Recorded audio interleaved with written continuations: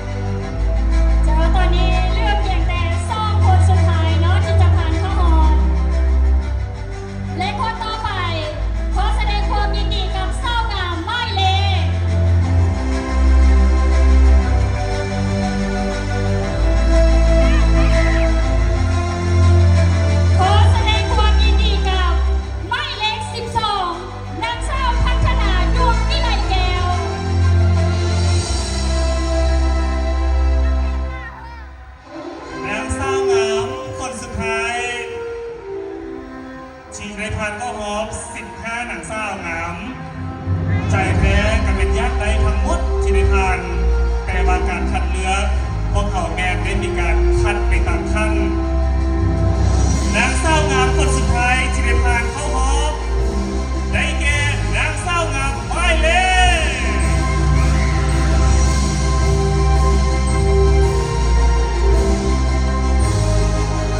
ขอแสดงความยินดีกับนางสาวงามหมายเลข4นางสาวสุภานัทบัวทัพพันธ์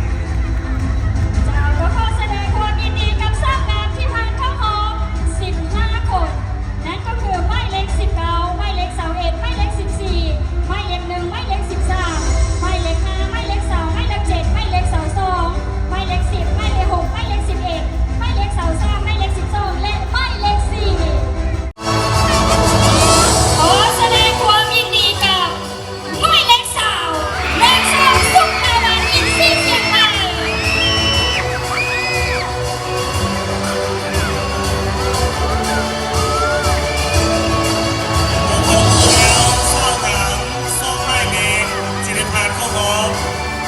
ฉะนั้นนางสาวงามที่ได้ผ่านเข้าฮอบคนที่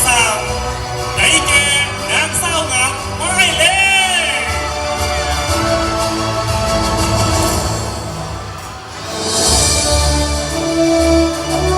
ขอแสดงความยินดีกับนางสาวงามหมายเลข10นางสาวไพลินพงศากร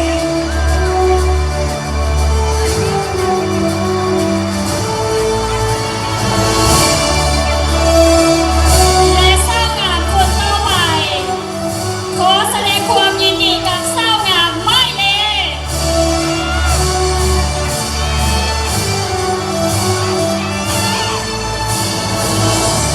ขอแสดงความยินดีกับสาวงามหมายเลข6นางสาวสุพิตาไสยศิษฐ์ บรรยากาศเหมือนกับคืนวันเสาร์เลือกเพียงแต่สามนางสาวงามเท่านั้นที่พวกเขาจะได้เป็นต่อนางสาวงามคนที่5ได้แก่นางสาวงามหมายเลข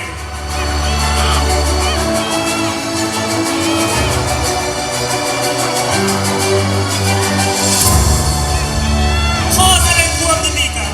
นางสาวงามหมายเลข21นางสาวเอมิกาอุดมสุข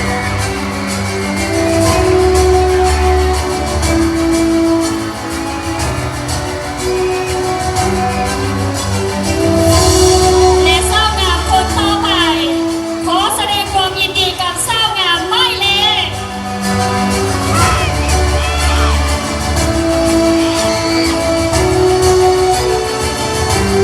ขอแสดงความยินดีกับสาวงามหมายเลข13และสาวงามฟ้าโสมีใจ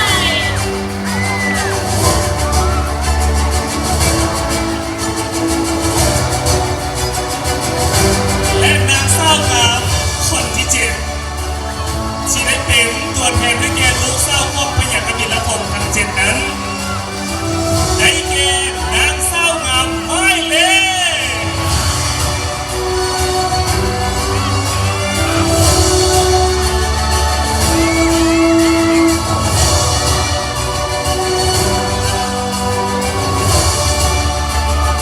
และนางสาวงามจะได้เป็นตัวแทนได้แก่ลูกสาวของพญากบิลพงษ์ทั้ง7ประจำปีจอซอ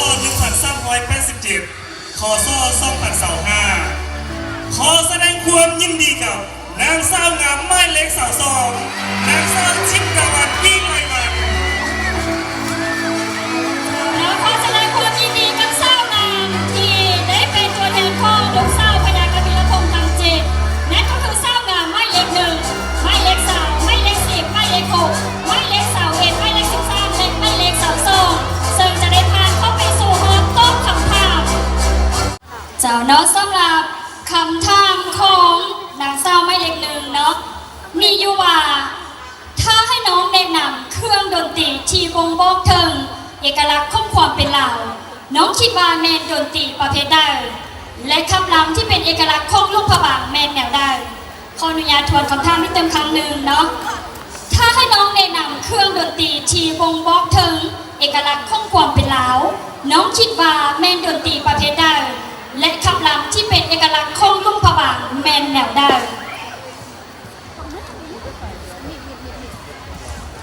โดยข้อขอบใจสำหรับคำถามน้องข้อตอบ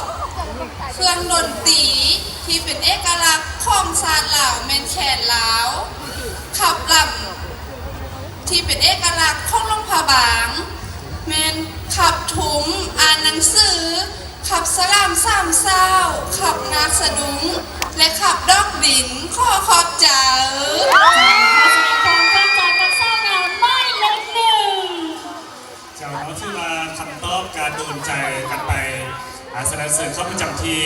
และก็เสริมสร้างงามคนต่อไป จะขอเชิญเศร้างามไม่เล็กสาวนางสาวสุกลาวันอินซี่เสียงมา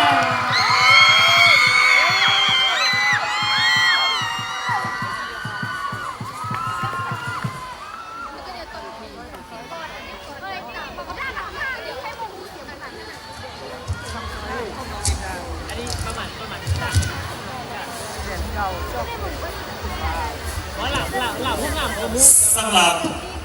คำถามข้องหนังสาวไม่เล็กสาวฟังคำถามดีๆ จะอ่านอยู่ซ่องครั้ง ในท่านะที่น้องเป็นหนึ่งในหนังสังขารน้องจะปฏิบัติตัวแนวได้ให้เป็นแบบอย่างแก่สาวหนุ่มวัยหนุ่มหญิงหนุ่มในทั่วสังคม อีกครั้งหนึ่ง ในท่านะที่น้องเป็นหนึ่งในคณะหนังสังขารน้องจะปฏิบัติตัวเดียวได้ให้เป็นแบบอย่างแก่สาวหนุ่มวัยหนุ่มหญิงหนุ่มในทั่วสังคมเสร็จตอบ ข้อขอบใจสำหรับคำถามในท่านาทีน้องเป็นหนึ่งในหนังสังขารน้องจะปฏิบัติตัวให้เหมาะสมกับตำแหน่งที่น้องได้รับน้องจะเป็นแบบอย่างที่ดีให้แก่สาวหนุ่มวัยหนุ่ม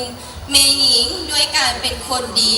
ปฏิบัติตามกฎบ้านกฎเมืองและประกอบส่วนเข้าเวียกงานโครงการที่เกิดผลดีแก่สังคมข้อขอบใจ คำตอบและข้อเศร้างามไม่เล็กสาวนางสาวสุกลาวันอินซี่เสียงมาและก็ต่อไปขอเชิญเศร้างามไม่เล็กสิบนางสาวไพลินฮงซาคอน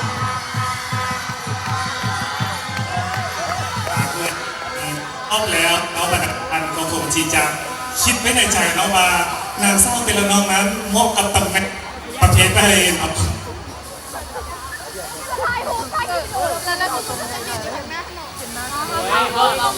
เราต้องค่อนข้างเส้นเหมือนกันเราต้องไล่ตัวนี้นี่แหละตัวนี้นี่ที่มาให้มาเป็นเราต้องเส้นเหมือน เจ้าเนาะและสำหรับคำถามที่เศร้างามไม่เล็กสิบใดนั้นก็คือมีอยู่ว่าน้องมีความเข้าใจแนวใดกับคำว่าเหือนซ้ำนำสีที่ติดพันกับแม่หญิงลาวที่บรรพบุรุษได้ซ่อนไว้อีกครั้งหนึ่งน้องมีความเข้าใจแนวใดกับคำว่าเหือนซ้ำนำสีที่ติดพันกับแม่หญิงลาวที่บรรพบุรุษได้ซ่อนไว้เข้าเส้นตอน โดยข้อเข้าใจสำหรับคำถามน้องคิดว่า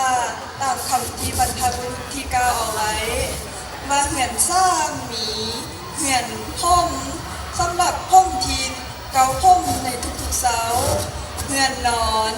เป็นเหือนนอนเป็น แม่เล่าแม่เล่าจริงๆแล้ว เหือนนอนแม่นทุกๆเสาที่เขาต้องผักเมียนให้เป็นระเบียบเรียบร้อย และเหือนหัวสำหรับแบ่งกินพื้นที่ส่วนห่วงของครอบครัว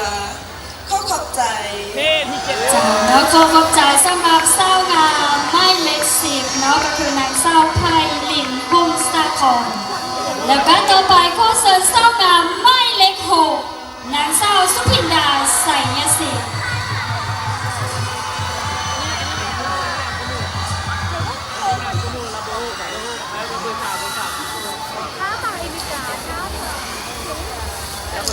ที่มาสองกันติดมาเป็นอย่างดีเนาะ เราที่เราไปไหนเราวางแผนเราไปไหนเราวางแผน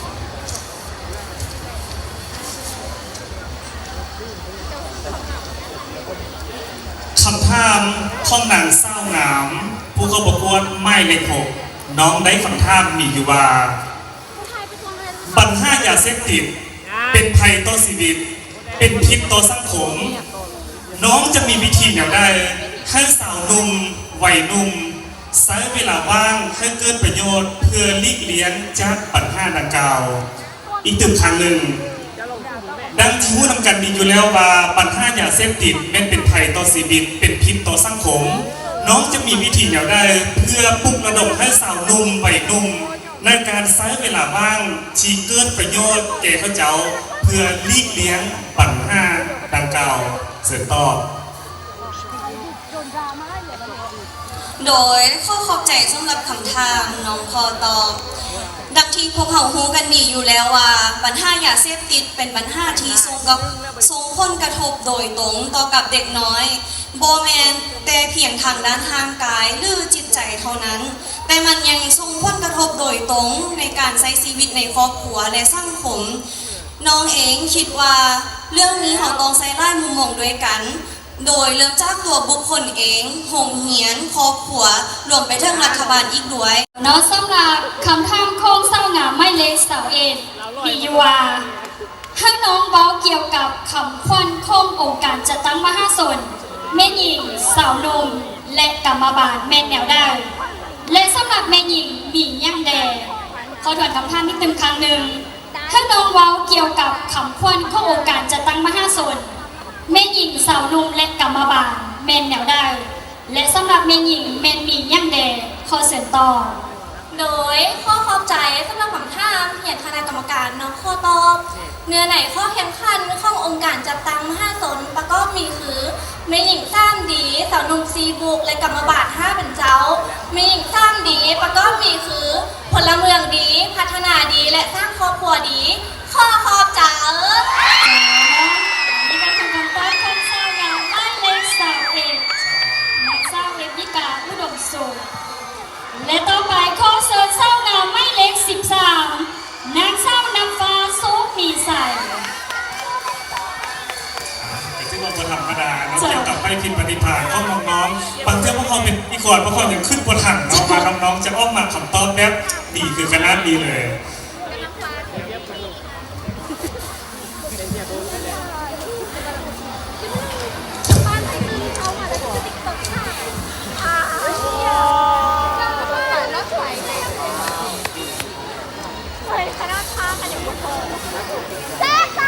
จากเราสำหรับคำถามของนางเศร้างามไม่เล็ก13ฟังคำถามดีๆคำถามถามว่าถ้าอยากให้ร่วมพบางมีสิ่งแวดล้อมที่ดีน้องจะมีวิธีอย่างไรในการปลุกระดมทัวร์สังคมในการรักษาสิ่งแวดล้อมส่วนคำถามเป็นครั้งหนึ่งถ้าอยากให้ร่วมพบางมีสิ่งแวดล้อมที่ดีน้องจะมีวิธีอย่างไรในการปลุกระดมทัวร์สังคมในการรักษาสิ่งแวดล้อมเสริมต่อข้อขอบใจสำหรับคำถามการรักษาสิ่งแวดล้อมก่อนอื่นเมิดต้องรู้จักการรักษาความสะอาดบ่ทิ่มขี้เหงื่อสักสายบ่จุดขี้เหงื่อรู้จักนำเอาสิ่งวัสดุที่เหลือใช้นำมาใส่คืนใหม่และน้องข้อเสริญสวนให้ทุกคนหันมาปลูกต้นไม้คนละต้นเพื่อรักษาสิ่งแวดล้อมให้ดีขึ้นข้อขอบใจจ้าน้องขอบใจก็ถือว่าเป็นคำตอบของเศร้างามไม่เล็ก13นางเศร้านำฟ้าโซมีใส่เราเชื่อมาทางคณะกรรมการพวกเขาก็คงที่จะหนักใจนะเพราะว่าน้องๆแต่ละคนก็ล้วนแล้วเป็นตอบคำถามออกมาได้ดีกันพอสมควรจ้าน้องในคนสุดท้ายที่จะได้ตอบคำถามก็คือเศร้างามไม่เล็กสาว2นางเศร้าทิพย์ดาวันที่ไหนวันสำหรับผู้สุดท้ายนี้จะมีสิทธิ์เลือกคำถามเนาะเพราะว่าอย่าง2สุดท้ายเพราะว่าเลือก2สุดท้ายที่นางเศร้างามทั้ง6คนได้เลือกไปแล้ว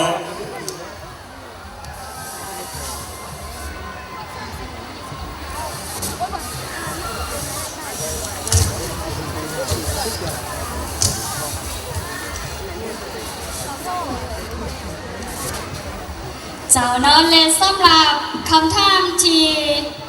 นางสาวผู้เข้าประกวดไม่เล็กสาวซองได้ก็มีอยู่ว่าน้องคิดว่าย้อนเงินไข่อันใดที่ล่วงพระบางจึงชื่อขับห้องเป็นเมืองมรดกโลกและมาฮอดปัจจุบันนี้แมนครบฮอบจากปีเขาทวนคำถามที่ตึงครั้งหนึ่งน้องคิดว่าย้อนเงินไข่อันใดล่วงพระบางจึงชื่อขับห้องเป็นเมืองมรดกโลกและมาฮอดปัจจุบันนี้แมนครบฮอบจากปีข้อเสนต่อ โดยข้อเข้าใจสำหรับคำถามลุงพระบางได้ถือขับห้องเป็นเมืองมรดกโลกโดยมีอยู่สร้างเงื่อนไขคือด้านสถาปัตยกรรมด้านวัฒนธรรมด้านธรรมศาสตร์มาฮอดปี2025นี้แมนครบรอบ30 ปีแล้วข้อขอบเจ้า จ้าแล้วอันนี้ก็คือคำตอบของสาวงามหมายเลขสาวสองนักสาวทิพย์ดาวันวิไลวันเนาะก็ถือว่าสาวงามทั้ง7นางสาวเนาะมีคำตอบที่เอิ้นว่าคงจะทึกใจเนาะทางคณะกรรมการและก็มวลชนที่ทั้งสูงประวัติจะอยู่สถานที่แห่งนี้หรือว่าไลฟ์สดทางเหล่าสตาร์อยู่ในปัจจุบันนี้ขอแสดงความยินดีกับสาวงามหมายเลขหนึ่งและสาวมาคณะมณีวัน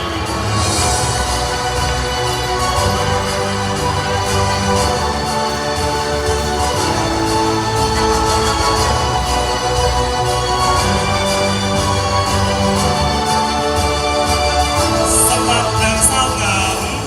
ของอันดับที่6เราแบ่งได้ทับเงินสดมูลค่า15 ล้านกีบและไส้สะพายไม่ขับ1 เส้นและสำหรับนางสาวงามที่ได้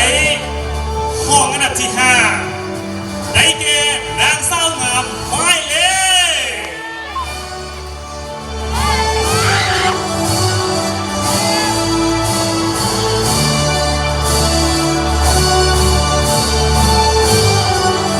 มองอันดับที่5ขอแสดงความยินดีกับนางสาวงามหมายเลข10นางสาวไพลินห้องสาคร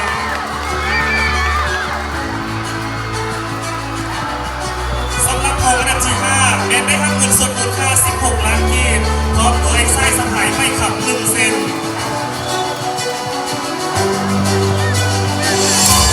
จากนั้นและนับต่อไปจะเป็นการประกาศผลนักสาวที่ได้รางวัลห้องอันดับที่ 4 ขอแสดงความยินดีกับสาวงามหมายเลข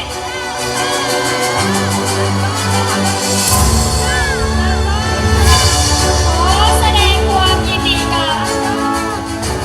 สาวงามหมายเลข13และสาวนาคาสุดดีใจ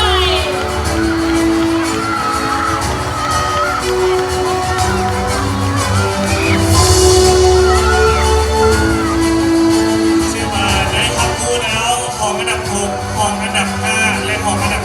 4สำหรับนางสังฆานที่ได้ของอันดับที่5เราเป็นนะครับเงินสดมูลค่า17 ล้านกีบใช้สะพายให้ขับ1 เส้นและสำหรับนางสาวที่จะประกาศต่อไปนี้ ก็คือนางสาวที่ได้รับของอันดับที่4แล้วก็ไผ่ต้องของอันดับที่3นางสาวงามของอันดับที่3ได้แก่หมายเลข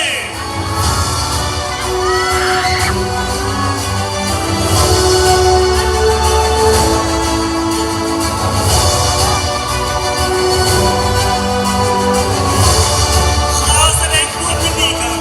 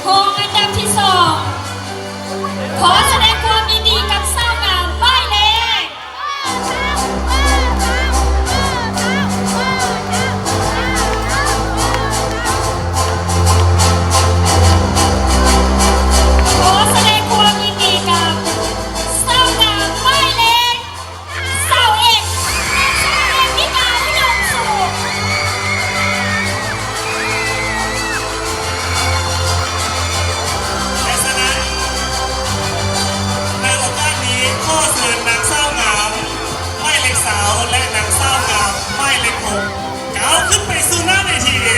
ขอเรียนเชิญ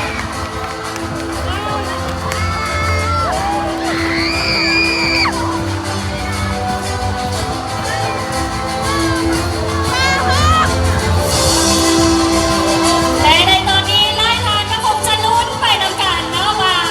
ระหว่างช่องนางเศร้านี้นางเศร้าคนใดจะได้เป็นนางสังฆาตประจำปี2025ขอเสียงกองเชียร์ดังๆอีกหนึ่งครั้งหนึ่ง ฉะนั้นก่อนที่จะประกาศนางสังฆาตประจำปีนี้ข้าพเจ้าขอแนะนำส้มนางเศร้างามให้ประธานได้รู้จักกันอีกครั้งหนึ่งนางเศร้างามผู้เข้าประกวดไม่เล็กหกน้องมีชื่อว่านางเศร้าสุพินดาไสยสิทธิ์แม้เป็นพนักงานจากร้านอาหารลิทเทิลลาวและสำหรับนางเศร้างามไม่เล็กสาวน้องเป็นนักเรียนสังกัดจีโฮเรียนมัธยมสมบูรณ์สันติภาพสำหรับรายชื่อพิธีกรจะประกาศต่อไปนี้แม้จะได้เป็นนางสังฆานประจำปีพศ2568พศ2025ถ้าว่าบอได้ประกาศนางเศร้างามคนใดแปลว่านางเศร้างามคนนั้นจะได้เป็นของอันดับที่หนึ่งฉะนั้นนางสังฆานประจำปีพศ2568พศ2025ได้แก่นางเศร้างามหมายเลข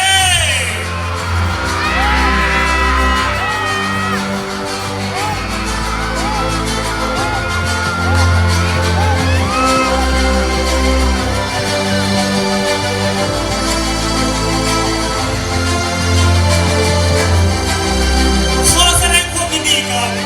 นางมหาสงกรานต์ในปีนี้ก็คือเทพธิดาองค์ที่สองทรงพระนามว่าโคราคเทวี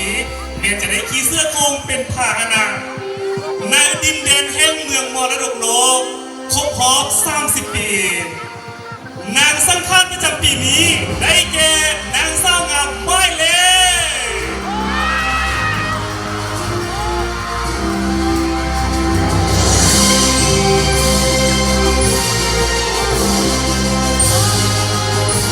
ขอแสดงความยินดีกับนางเศร้างามหมายเลขสาวนางสาวสุภาพอีก40 ปี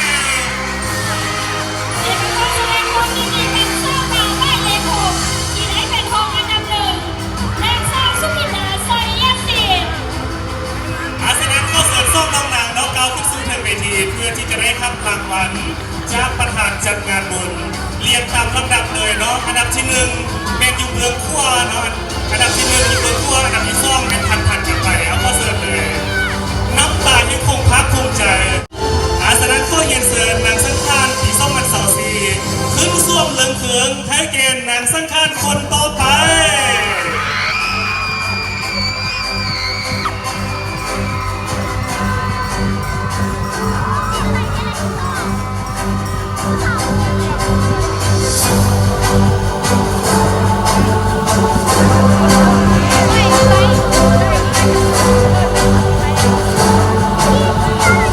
ซึ่งในปัจจุบันนี้นางสาวสุภาบันอินทรีย์เสียงใหม่ได้เป็นนางสังฆานเต็มตัวแล้วพร้อมด้วยสร้อยสะพายไม้ขำในคำการอุปถัมภ์จากธนาคารคงสวรรค์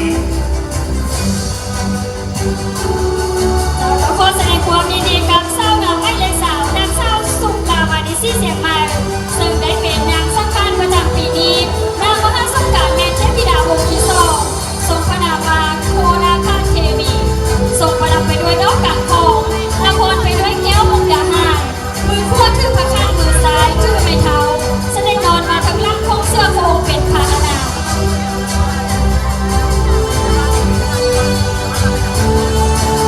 ชื่อว่าคงที่จะชื่ออกชื่อใจเนาะประธานที่มาอยู่ในใจห้องหมดทุกทานกันแล้ว เกี่ยวกับนางสังฆาตประจำปีนี้ และสำหรับรางวัลที่ได้ครับนางสังฆาตประจำปีนี้เป็นจะได้ครับรางวัลเงินสดมูลค่า35 ล้านกีบสร้อยสะพายไม่ขับ1 เส้น จากแล้วขอแสดงความขอบใจกับนางสังฆาตประจำปี2024ที่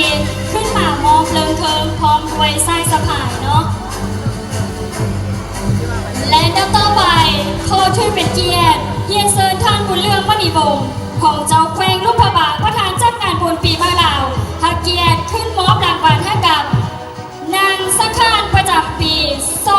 2025ทั้ง7 คนเนาะขอเฮียนเซิน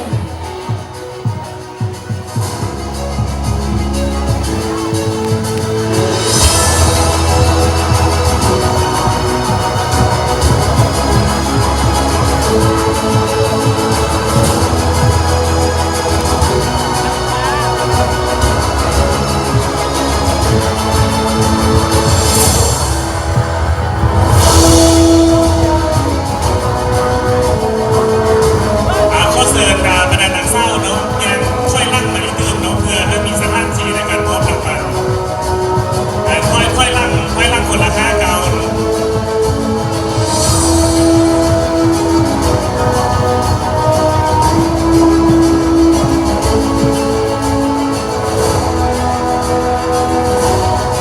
มอบจากรางวัลน้อยใน5 รางวัลใหญ่อันดับที่ 7 อันดับที่ 6 5 4 3 2 1เนาะ และขอแสดงความยินดีเนาะกับนางเศร้างามทั้ง7 คนที่ว่าได้มีการประกาศรายชื่อเนาะโดยเฉพาะแล้วทั้ง7 คนก็เป็นตัวแทนให้กับลูกสาวของพญากบิลพงษ์ทั้ง7และหนึ่งในนั้นก็คือนางสังขาร